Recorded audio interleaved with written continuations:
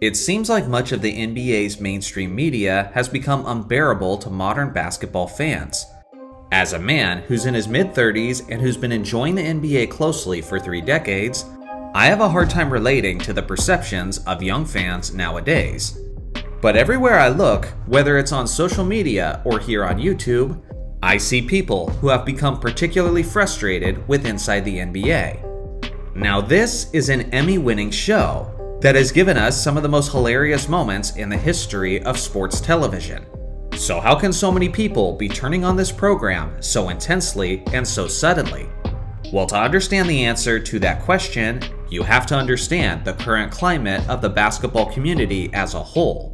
In my years of watching and dissecting professional hoops, I've never witnessed a greater divide in the fandom than where we're at today. Everything seems as if it's old versus the new, and there's no room for any middle ground. You're either someone who hates this current era of the NBA, claiming everyone is soft and entitled, or you're someone who regularly takes a dump on past generations, proclaiming that it was all ran by plumbers and accountants. In many cases, this growing divide has stemmed bitterness and outright disgust between the two factions. As concerns of decreasing NBA viewership continue to persist, everyone is trying to blame each other for this league-wide problem.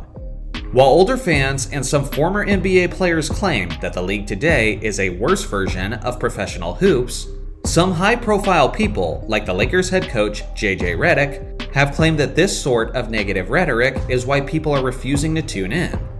So as you can see, there is this strong belief that some of these cranky has-beens are the reason the NBA is suffering today. And I think the predominant symbol of that demographic are the inside guys, but more specifically Charles Barkley and Shaquille O'Neal. According to young NBA fans today, these guys are known for their hating. They always seem to be throwing guys under the bus, saying that they're weak-minded and claiming that they're not good enough, while they've literally admitted on multiple occasions that they're usually not watching the games that they're commenting on. In a way, this seems like peak ignorance to younger fans, in the sense that they act like they're professionals and authority figures on the subject matter, while admitting that they don't actually care enough to engage with it. Just recently, these guys once again came to the forefront of the division when Charles Barkley made this joke about the Hornets and Wizards game on January 24th. I tell you what, you had nothing to do today. Oh my goodness. If you went to this game, you had nothing to do today. To the surprise of absolutely no one, these comments had social media in an uproar, and the outcry was led by my favorite player due to his strong mental fortitude, Kevin Durant. KD made it clear that he didn't find these comments funny, and a multitude of people online agreed with him as they relentlessly blamed Charles Barkley for the low ratings and for holding small market teams back. This is where my perspective comes in if you care enough to listen. This is who Charles Barkley is, and this is who he always has been. Chuck roasting two bottom-feeding teams is a thing that he's been doing since the early 2000s. Even when he was a player, Charles Barkley stood out for the fact that he always said his intrusive thoughts out loud. Back then, he made commercials with his main selling point being the fact that he was not a role model. Let's be real. If social media was around in 1992, people would be claiming that Charles Barkley was the reason that Angola basketball never took off. I don't know anything about Angola, but Angola's in trouble. So for me, it seems silly to claim that Charles Barkley has anything to do with the NBA's decline, when this has always been his appeal. Remember, this is the same guy who once had a fallout with one of his best friends, Michael Jordan, because he was so brutally honest about MJ being an incompetent GM. So again, this is who Chuck is, this is who he always has been, and this is likely who he always will be. So to act like this is something new, and that is somehow hurting our current league, is just silly if you ask me. Now admittedly, Shaq on the other hand feels a bit more mean-spirited. He's famous for beating a JaVale McGee joke into the ground, to the point that the joke got stale over time. He's famous for his mostly one-sided beef with Dwight Howard that seems petty and unnecessarily harsh. And in more recent years, he has been relentlessly going after Joel Embiid, repeatedly calling him soft. Giannis and Embiid is force. Giannis is playing with force, and Embiid is playing SOF capital T. And right here on the other end, he's not playing with force. He's looking for the foul. He has a little Band-Aid on his little hand. You can't come out before the season's up not playing back-to-back. Say it again. Spell it. SOF capital T. Now listen, I'm not completely justifying Shaq's actions, because I do feel like he sometimes gets insecure, jealous, and can be very condescending. But I also feel like Shaq's quote hating is often misunderstood and a lot more complex than many people realize. During the early years of Shaq's career, he was quite simply one of the most scrutinized players in the history of the league. Yes, people recognized his talent and his remarkable gifts as an athletically daunting specimen, but with great power comes great responsibilities. Shaq was expected to deliver championships to his team, and after his failure in the 1995 NBA Finals, the negative narratives would begin. When he was selected to be one of the 50 greatest players in NBA history in 1997, a lot of people had a problem with it, claiming that he had won nothing, that he hadn't earned his place, and that he didn't know how to be a leader. Unable to be here from the Los Angeles Lakers, number 34, Shaquille O'Neal.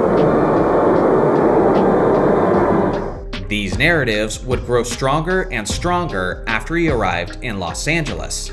Thanks to the talent on the roster, the Lakers had championship expectations as soon as he showed up.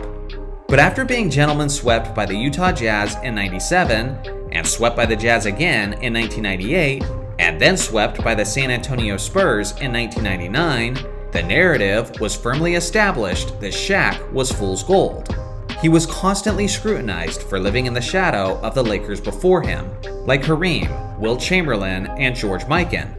I can't stress this enough. This was something that haunted Shaq on a daily basis in the late 1990s, as you couldn't go a day without the LA media putting enormous amount of pressure and criticism on their own. But obviously, Shaq did eventually win the championship in 2000, and that was seen as the validating moment of his career. Suddenly, all of those condemnations disappeared overnight. Shaq viewed this development as a crucial aspect of him evolving into a better man, the leader, and the legend that he was always meant to be. In a way, he viewed it as his own hero's journey. Sure, he might have hated the criticisms at the time he was in it, but now he views those criticisms retroactively as a necessary evil that inspired him to become greater. I genuinely believe that most of the time, this is why Shaq is so brutally critical of other players, but especially of other big men. Based on his own life experiences, he sees it as those players' responsibilities to take the criticisms and go through their own hero's journey. And if you're paying attention, you'll see that Shaq frequently expresses his thoughts along these lines. I'm going to give it to him like Kareem gave it to me. He should take it as disrespectful. I was averaging big numbers with LA, and we kept getting swept in the playoffs. Like, okay, Shaq, you're doing that in the regular season, what about in the playoffs? And this article really broke my heart. They asked Kareem, what do you think about Shaq? And Kareem says, well, he hasn't won any championships yet. So that's my message to Mr. Embiid. Like, we know what you can do, but can you do it when it comes time where it really needs to be done? Can you do it at the big dance? Instead of always worrying about being criticized, see if there's some truth in that criticize.